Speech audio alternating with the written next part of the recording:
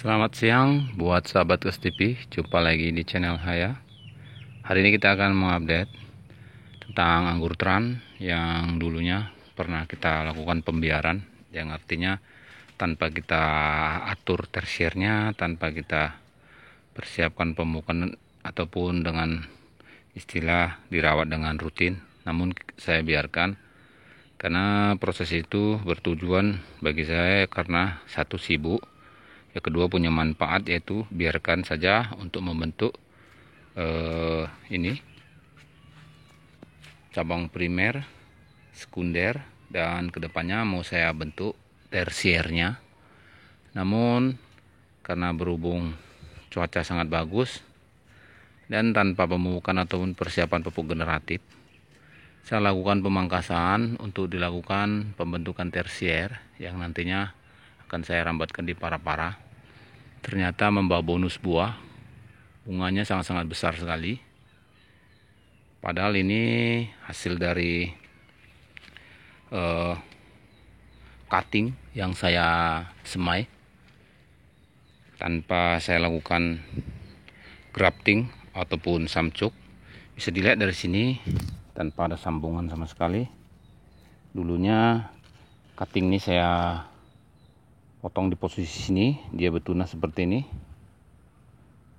Namun sahabatku semua, kembali ke media tanam itu sendiri. Jika tanaman itu subur dengan perawatan yang tepat dan umur tanaman yang benar-benar sudah cukup untuk dibuahkan, jadi tanaman jenis anggur import itu tidak sulit untuk dibuahkan.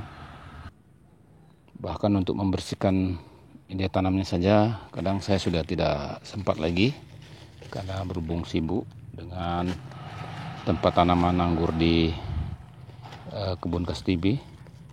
Dan ini hanya saja sebagai referensi buat sahabat semua, bahwasanya anggur import itu mudah dibuahkan dan sangat genja, apalagi jenis transfigurasi juga salah satu tanaman yang bisa membuahkan dengan dompolan yang cukup besar. Jadi sahabatku, ada juga sahabat yang menanyakan, apa benar anggur yang tanpa rootstock lokal ataupun rootstock yang memang sudah diremediasikan, tanpa itu tanaman tidak bisa berbuah? Intinya kembali ke varietas itu sendiri. Jadi untuk tanaman genja sudah saya buktikan berapa kali, dan beberapa pohon itu bagi saya tidak berpengaruh terlalu jauh dan biasa-biasa saja dengan perawatan yang sama. Anggur ini juga mampu berbuah baik. Ini adalah perdana awal yang saya lakukan pembuahan. Saya sering melakukan itu karena berhubung dulunya masih sulit mendapatkan anggur-anggur, bibit-bibit anggur, karena kita harus memesan jauh. Kadang kondisi yang tidak memungkinkan ataupun kurang mendukung, bibit itu mati, harganya cukup mahal. Jadi saya coba buat sendiri melalui cutting dan bisa tumbuh, dan akhirnya itu disebut dengan on root tanpa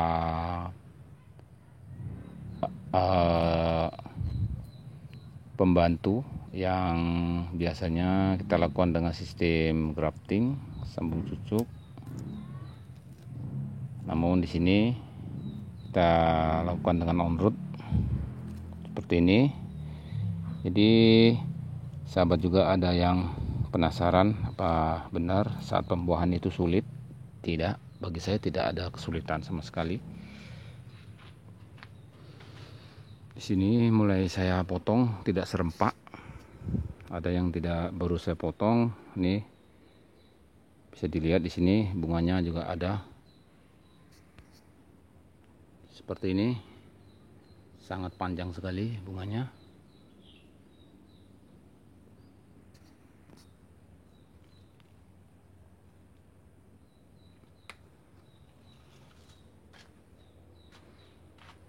Dan di sini Bisa kita lihat sendiri.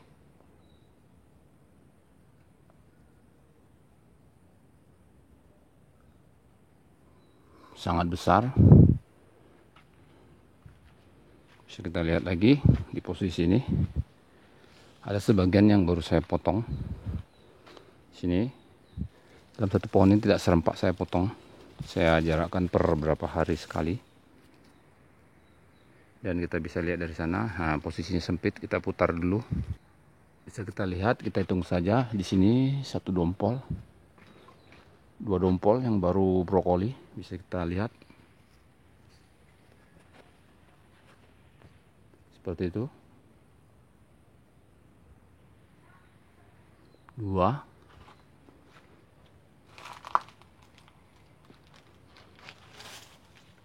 3. 3 ya. 4. 5 di posisi ini masih brokoli juga sangat kecil di posisi ujung tunasnya. Sini udah terlihat, dan di sini baru kita potong karena tersier yang tertinggal, karena kondisinya bisa dilihat di sini masih hijau, sedangkan sini sudah coklat. Ini baru pecah, namun sudah kelihatan di sini tidak membawa bunga. Nanti kita potong lagi, menurun di sini posisi bawah ini, dan bisa kita lihat di posisi ini juga ada bunganya seperti itu. Brokolinya ini juga berhasil di atas, dan di sini bisa dilihat bahkan dalam satu cabang tersier di sini membawa 6 dompol.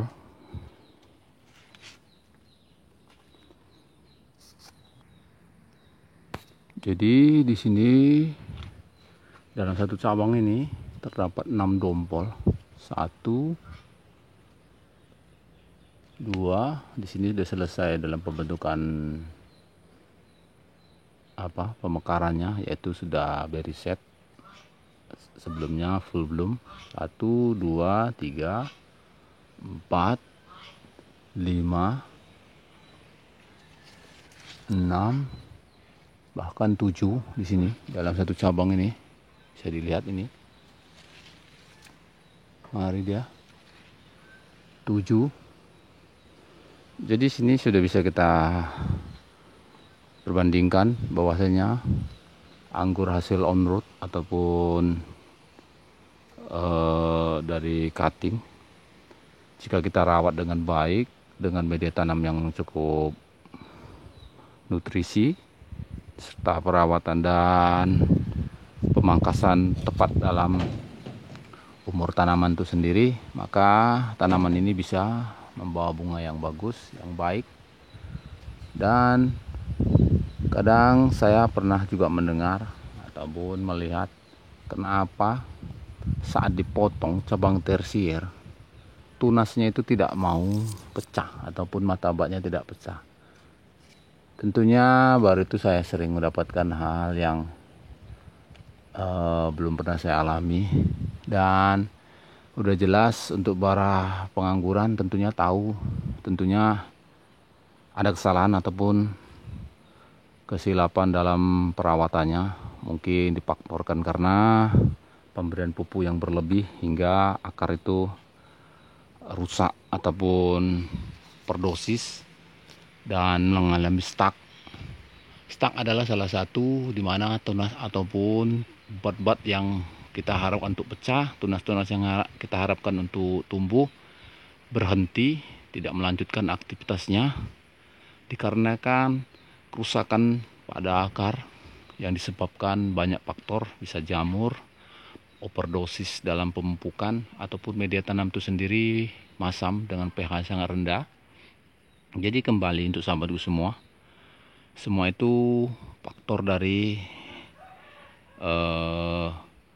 keinginan kita yang kadang kurang sabar dalam perawatan ataupun inginkan secepatnya tanaman itu buah.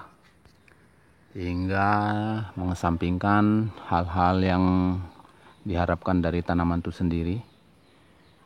Jadi saya pernah mengatakan di video saya sebelumnya, membantah bahwasanya tidak semua tanaman yang memakai on root ataupun hasil cutting tanpa disambung dengan rootstock apapun itu tidak bisa berbuah.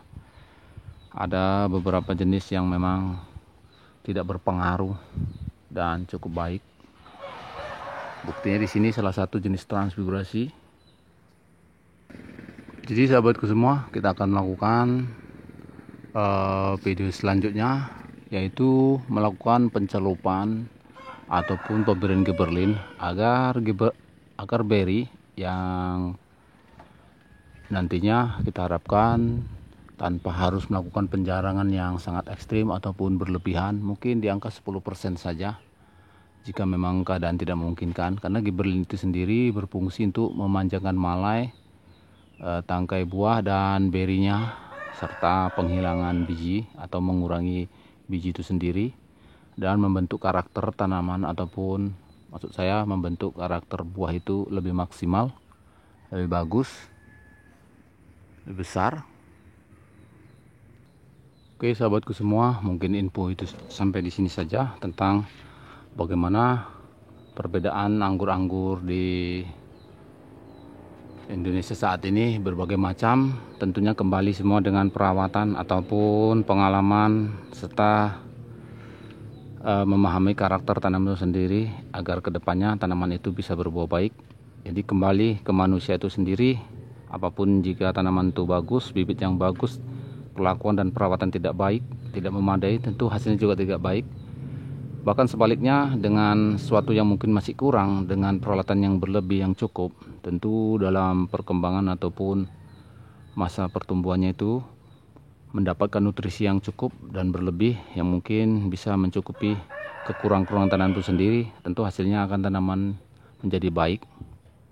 Mungkin sampai di situ, tunggu video saya selanjutnya tentang pemakaian gibberellin ataupun penggunaan gibberellin di berry yang mungkin sudah berry set ataupun tentang full bloom, mungkin masih brokoli.